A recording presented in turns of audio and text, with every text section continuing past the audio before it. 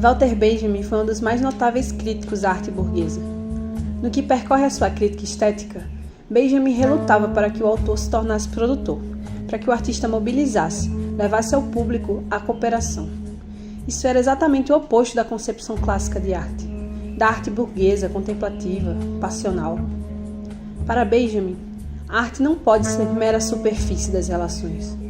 Ela deve inaugurar sua ruptura, ensejando uma arte engajada que promove a refuncionalização dos meios de produção artístico e que, portanto, se torne crítica. Devemos priorizar uma expressão artística anti-ideológica. Nas linhas de Bertolt Brecht, a falta do esclarecimento acerca da sua situação, que reina entre os músicos, escritores e críticos, tem consequências tremendas que não são suficientemente tidas em conta. Qual o papel do artista na tragédia cultural brasileira? Acho que o primeiro questionamento para o artista independente, quando vai começar a produzir a sua arte para fora, né, além de para si mesmo, quando a gente começa, eu acho que é o quem vai consumir e se vai ser consumido, né? Porque justamente a gente já pensa a arte como um produto a ser consumido. E isso pode chegar a um ponto realmente de engolir o que cada um quer desenvolver na arte, sabe? Então, na arte, na minha experiência como artista promovendo uma arte política, acho que a primeira barreira que eu tive que quebrar foi essa, de entender que se eu quisesse falar realmente de alguma coisa, ou produzir uma pesquisa que partisse de mim, partisse do meu corpo, partisse das minhas questões sociais, como eu me coloco no mundo, para ser realmente a minha arte, eu ia ter que pensar que a arte é muito mais além do que um produto, né? Que o consumo daquilo, de certa forma, vai vir justamente daquelas pessoas que têm uma identificação a partir do que você está produzindo, né? E que não necessariamente precisa ser simplesmente porque é um produto facilmente consumido, né? Então, é preciso ter muita coragem para ser um artista independente hoje em dia. E a gente é meio que obrigado realmente a se produzir, né? As leis de incentivo à cultura que existem é só mais uma forma de provar que o próprio artista tem que ir lá, escrever o seu projeto e esperar e torcer que passe para que ele tenha condições financeiras de estar produzindo a arte que ele já vem com muita luta tentando produzir, né? Então, a gente vai tendo que virar esse multi-artista, né? Um artista que dirige, o artista que produz, o artista que faz o figurino, o artista que faz tudo, porque a gente não estão consumindo, para consumir a gente precisa produzir, e para produzir precisa do dinheiro, precisa que consumam. Então vira um loop muito grande, né?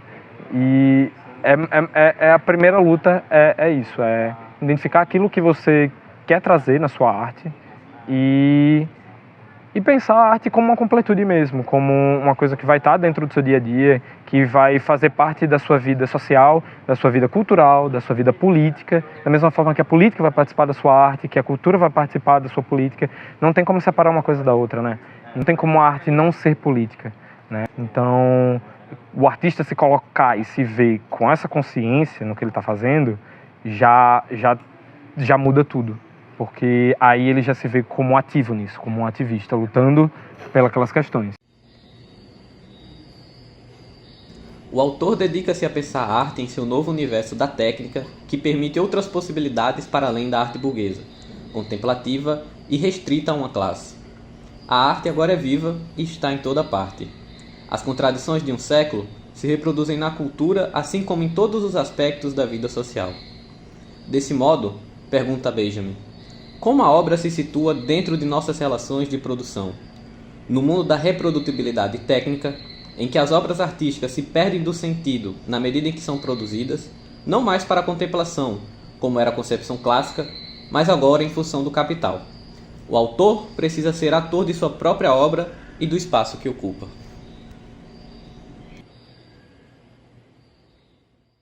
Tá.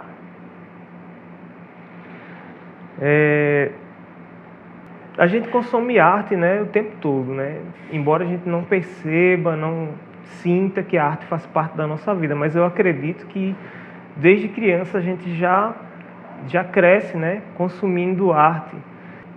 Muito embora a gente aprende na escola ou na mídia hegemônica, né, nas novelas, que arte seja aquela coisa bonita, pomposa, feita por gente branca, que é produzida na Europa, nos Estados Unidos, mas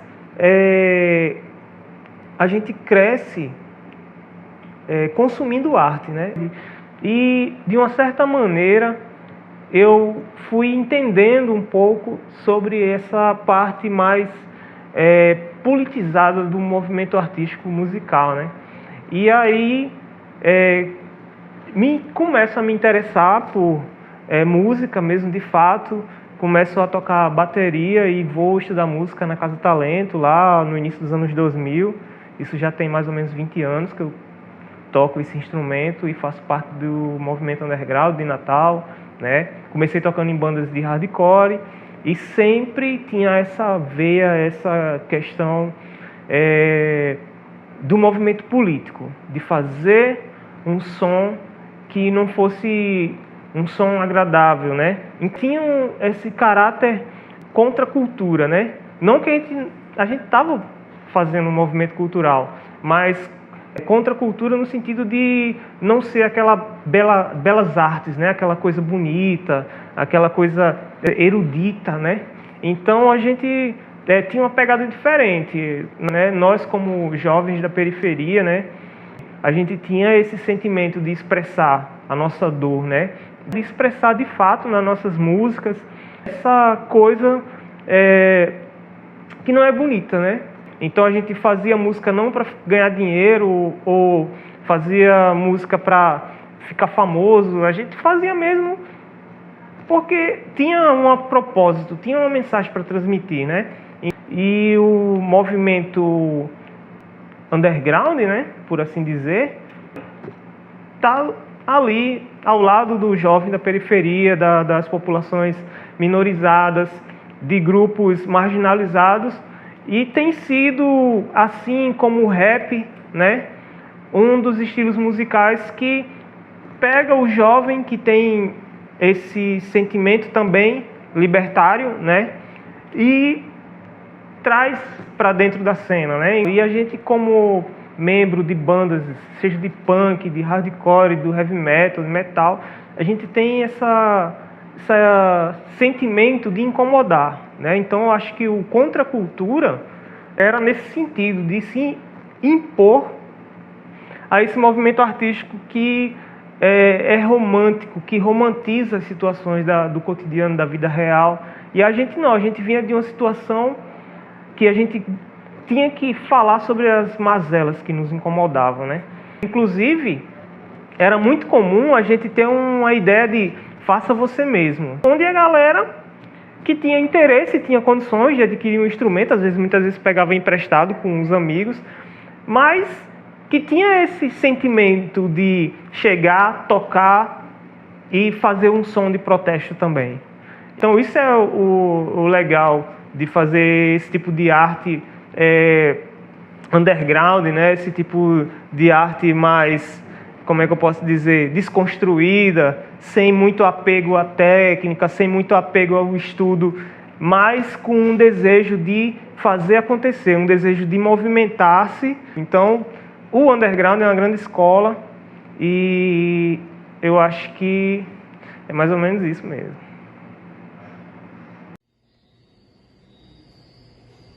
Para Benjamin, o trabalho artístico não se resume a uma função super especializada, como exige a ordem burguesa, mas deve ser desenvolvido numa formação politécnica, a fim de questionar a distinção prática entre quem é autor e quem é espectador. Sendo assim, o autor como produtor é aquele que faz da sua arte o seu instrumento político, aquele que tem como objetivo passar pelo que produz e modificá-lo em algum aspecto. Aquele que aprimora sua técnica a fim de superar a divisão intelectual do trabalho artístico e organizar sua classe e quem acessa o produto de seu trabalho.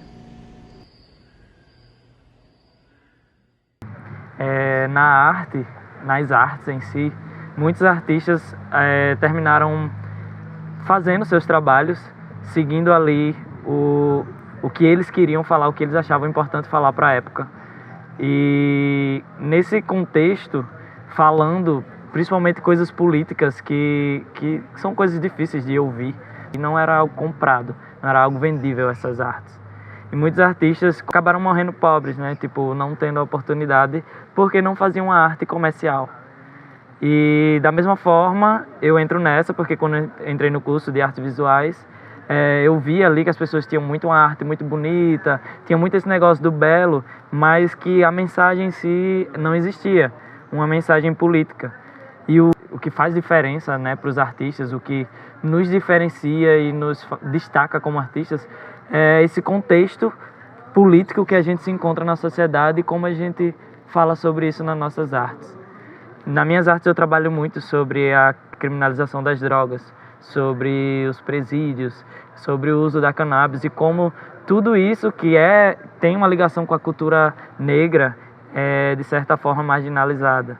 E eu trabalhando com isso, eu fico impossibilitada de expor na universidade, no museu, por ser um assunto que as pessoas consideram como se fosse uma apologia às drogas ou algo assim, mas não é algo que vende, mas é o que vai me diferenciar, é o que vai mostrar ali a especificidade do que eu trabalho e o que vai me diferenciar como artista. Então, eu não consigo trabalhar sem ser política, não vejo isso na minha arte, porque arte é política e é impossível uma sem a outra.